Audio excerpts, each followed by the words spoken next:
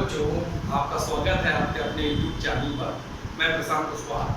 मैंने आपसे प्रॉमिस किया था कि जो हमने लास्ट वीडियो पढ़ा है प्रोजेक्टाइल मोशन का प्रक्षेपवृत्त का, उस पर न्यूमेरिकल्स का मैं एक वीडियो लाऊंगा। तो न्यूमेरिकल्स हम लोग आज करेंगे।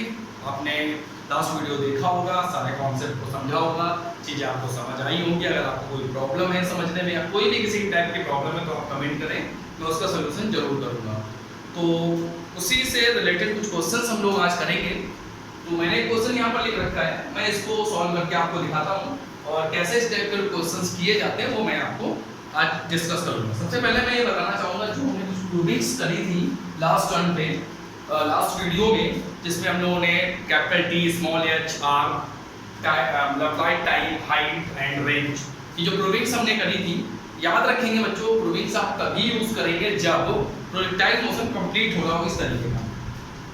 मैं न्यूमेरिकल्स के थ्रू आपको सारी चीजें डिस्कस करूंगा, सारी चीजें मैं आपको डिस्कस करूंगा, उसके लिए कोई प्रॉब्लम नहीं है।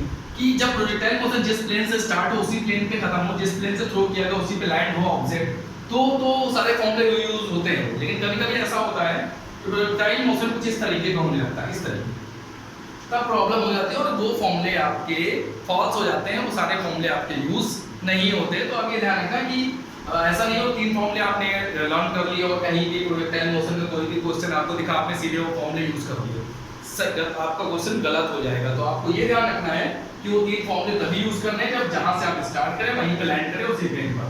और कोई दूसरा क्वेश्चन है पूरा कंप्लीट प्रोजेक्टाइल मोशन नहीं है, प्लेन टू प्लेन उसी प्लेन पर थ्रो उसी प्लेन पर लैंड नहीं हो रहा है, तो आपको कैलकुलेशन की थोड़ा सा मेथड, आप सेम कैलकुलेशन है, थोड़ा सा मेथड आपका चेंज होगा, वो मैं सारी चीजें आप डिस्कस करूंगा। सबसे पहले हम लोग क्या का क्वेश्चन देखते हैं जो आपके सामने है स्क्रीन पे।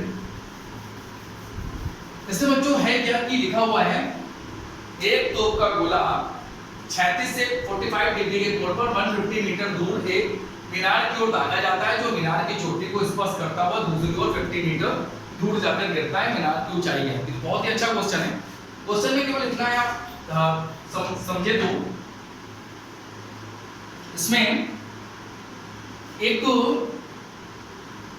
जो तोप का गोला है, तोप है, और एक मीनार है जो यहाँ पर इस तरीके से है, और यहाँ पर दिया हुआ है जहां से तोप का गोला फेंका गया उससे मीनार की जो डिस्टेंस है वो 150 मीटर, और जो मीनार की चोटी को स्पर्श करता हुआ दूसरी ओर मीनार की चोटी से 50 मीटर दूर जाके वो गिरता है, 50 मीटर। तो मीनार की चोटी 150 की डिस्टेंस पे है जहां से फेंका जा रहा है, और जो गिरता है वो 50। इससे आप समझ सकते हैं कि जब वो ऊपर जा रहा था तब उसने टच नहीं किया। देखो बच्चों, यहाँ पर ये 150 है 50, इसका मतलब सीधा सा मतलब है कि जैसे आप ये इस तरह से आप देखते हो तो बीच में हाइट मैक्सिमम होती है, तो ये इक्वल होता है, ठीक है।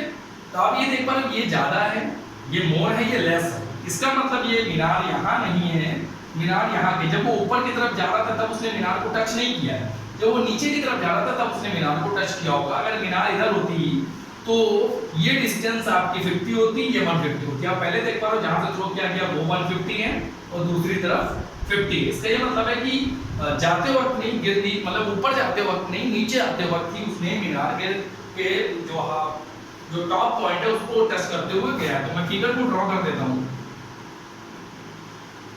जिस तरीके से, नीचे जाते वक्त वो टच करेगा, ठीक है बच्चों। ये O हो गया, ये A हो गया, ये B हो गया। इसकी हाइट हमें आइडेंटिफाई करनी है, लिखा हो ना, मीनार की ऊंचाई आपको याद करनी है, तो ये h हो जाएगा। यहाँ मैं पॉइंट C लिख देता हूँ। इसको मैं x एक्सिस लेट कर सकता हूँ, हॉरिजॉन्टली आप ऐसे भी जानते हो x एक्सिस होता है, तो इसको मैं x एक्सिस लेट कर देता हूँ, और इसको मैं बच्चों लेट कर देता हूँ y एक्सिस, राइट। कोई प्रॉब्लम? आपने किए होंगे क्वेश्चन इस तरीके। आगे चलते हैं बच्चों हम लोग। यहाँ पर मैंने ये 150 हो गया, ये 50 हो गया, ये h समझ पा रहे हो ना सभी लोग कि ये जाते वक्त नहीं, आते वक्त, मतलब ऊपर जाते वक्त नहीं, नीचे आते वक्त टच करेगा और टच करके सीधे निकल जाएगा।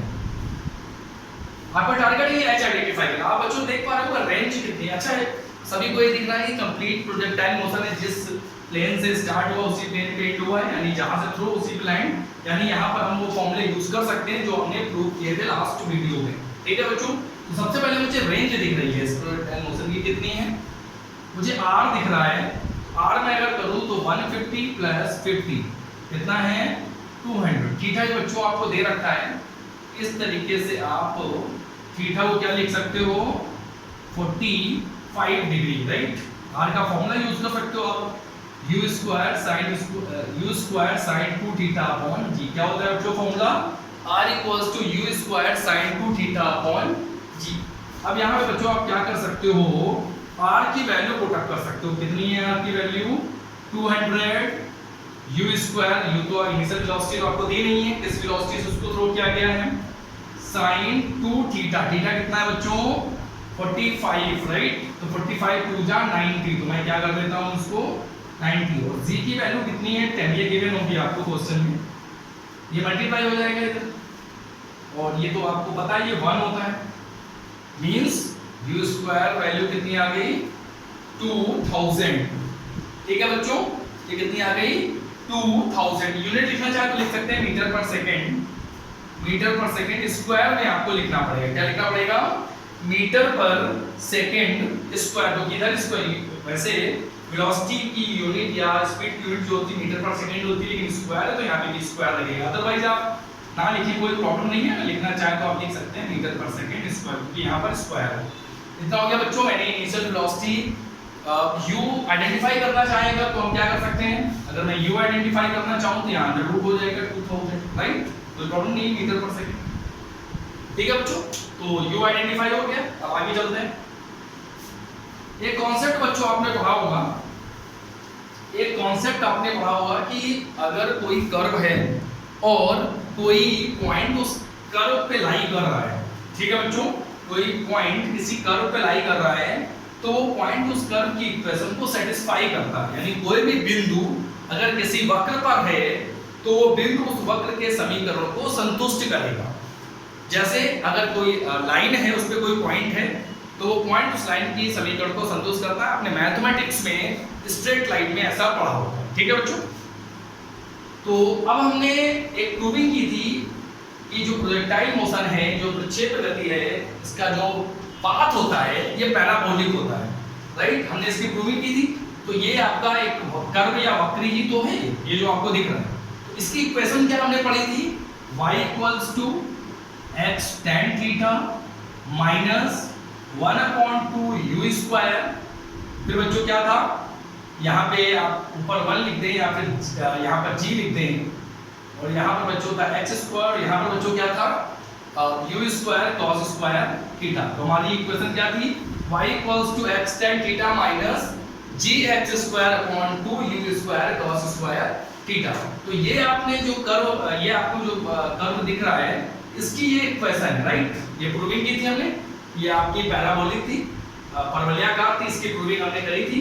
अब यहाँ पर बच्चों आप देखो ये पॉइंट आपको दिख रहा होगा C, ये इस कर्व पे या इस वक्र पे ये पॉइंट C लाई कर रहा है, दिख रहा है सभी को। ये जो पॉइंट है ये इस वक्र पर है, तो अगर ये पॉइंट इस वक्र पर है, इस कर्व पे है, तो ये पॉइंट इस कर्व की इक्वेशन को सेटिस्फाई करेगा, संतुष्ट करेगा, और इस कर्व की या इस वक्र की जो समीकरण है वो आपके सामने इक्वेशन ये लिखी हुई दिख रही है बच्चों, दिख रही है।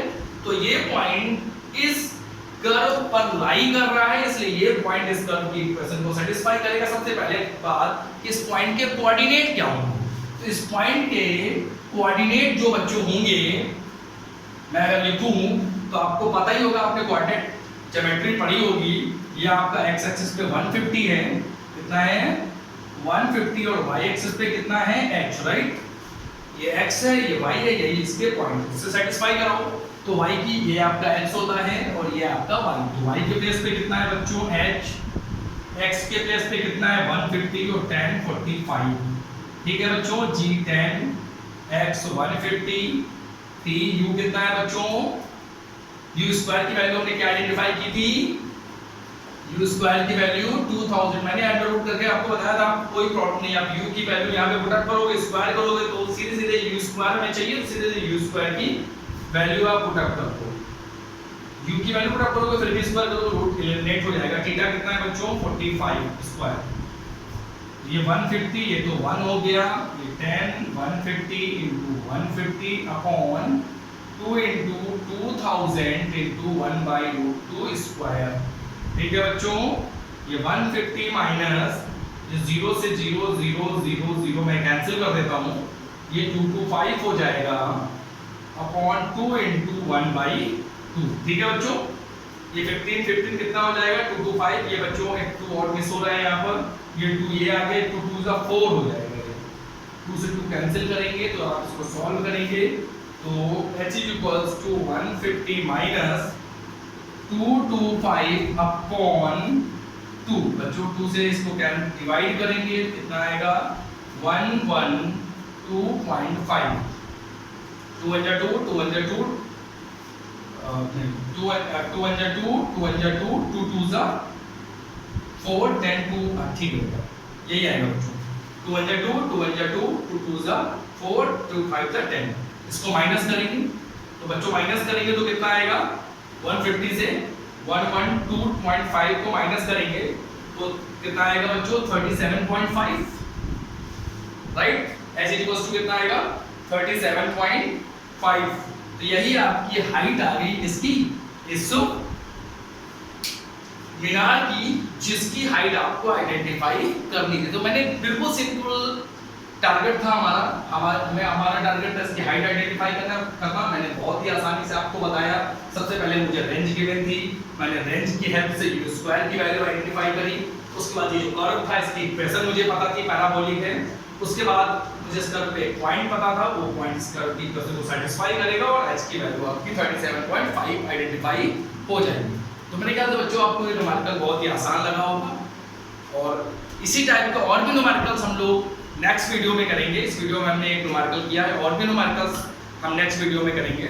बच्चों एक बात मैं और आपसे करना चाहता हूँ, मैं आपको लाइव क्लासेस देना चाहता हूँ, लेकिन मेरी प्रॉब्लम ये है कि मैंने अभी बिल्कुल नया चैनल स्टार्ट किया है। तो एक यूट्यूब की कंडीशन होती है कि आप लाइव क्लासेस तभी स्टार्ट कर सकते हैं जब आपके 1000 सब्सक्राइबर्स हो। तो बच्चों मैंने नई चैनल अभी स्टार्ट किया है, तो अभी ज़्यादा सब्सक्राइबर्स हैं नहीं, तो मैं आप लोगों का साथ चाहता हूँ कि जल्दी से जो यूट्यूब की कंडीशन है उसको कंप्लीट हो और मैं आपको लाइव क्लासेस दे सकूँ, जिससे हम लोग डायरेक्ट एक दूसरे जुड़ सके। डायरेक्ट क्वेश्चन, जैसे ऑफलाइन क्लासेस चल रही हो, डायरेक्ट क्वेश्चन आप पूछो, मैं उसके आंसर दूँ। तो मैं चाहता हूँ मैं आपके लाइव क्लासेस लूँ, लेकिन इसके लिए आपको मेरा साथ देना पड़ेगा। आपको मेरे चैनल को देखिए, अगर आपको अच्छा लगता है तो उसको शेयर कीजिए, सब्सक्राइब कीजिए, ताकि मैं यूट्यूब की कंडीशन को कंप्लीट करने के बाद आपके साथ लाइव क्लासेस शेयर कर सकूँ। ओके बच्चों, बाय।